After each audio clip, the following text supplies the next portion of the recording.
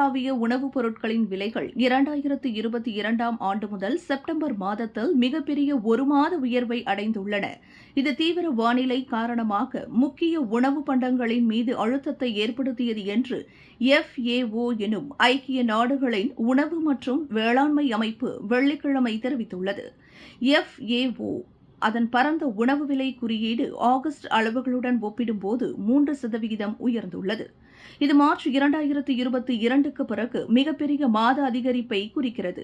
Russia உக்ரைனின் மோதல் தொடங்கி அதனுடன் தொடர்புடைய ஆற்றல் மற்றும் விநியோக இடையூறுகள் காரணமாக உணவு விலைகள் அதிகரித்தன. இதற்கிடையில் உலகின் முன்னணி உற்பத்தியாளரான பிரேசிலில் வறண்ட வானிலை மற்றும் காட்டுத்தீ காரணமாக சர்க்கரை விலை 10.4% அதிகரித்துள்ளது. எத்தனால் உற்பத்திக்கு பயன்படுத்தப்படும் கரும்புக்கான வரம்புகளை நீக்குவதற்கான இந்தியாவின் முடிவும் விலையேற்றத்திற்கு பங்களித்தது என்று FAO தெரிவித்துள்ளது. பிரேசிலிய கோழிகளுக்கான அதிக தேவை மற்றும் சீனாவிலிருந்து முட்டை இறைச்சிக்கான தேவை குறைதல் உள்ளிட்ட வர்த்தக காரணிகளால் இறைச்சி விலை 0.4% அதிகரித்துள்ளது. ஆசியாவின் வலுவான தேவை காரணமாக பால் விலை 3.8% உயர்ந்தது. இது ஆசியானியாவில் அதிக உற்பத்தி அளவை ஈடுகட்டியது. தாவர எண்ணெய் விலை 4.6% அதிகரித்தது. 18 மாதங்களில் இல்லாத அளவுக்கு உயர்ந்துள்ளது.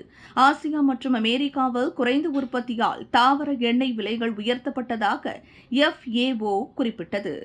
அனைத்து முக்கிய துணை குறியீடுகளிலும் அதிகரிப்புடன் பரந்த FAO உணவு விலை குறியீடு ஒரு வருடத்திற்கு முன்பு இருந்த அளவை விட 2.1% அதிகமாக இருந்தது. இருப்பினும் இது மார்ச் 2022இல் எட்டப்பட்ட எல்லா நேர உயர்வையும் விட 22.4% குறைவாக இருந்தது. விலையில் மேலும் செய்திகளை தெரிந்து கொள்ள கீழே இருக்கும் பெல் பட்டனை அழுத்துங்கள்.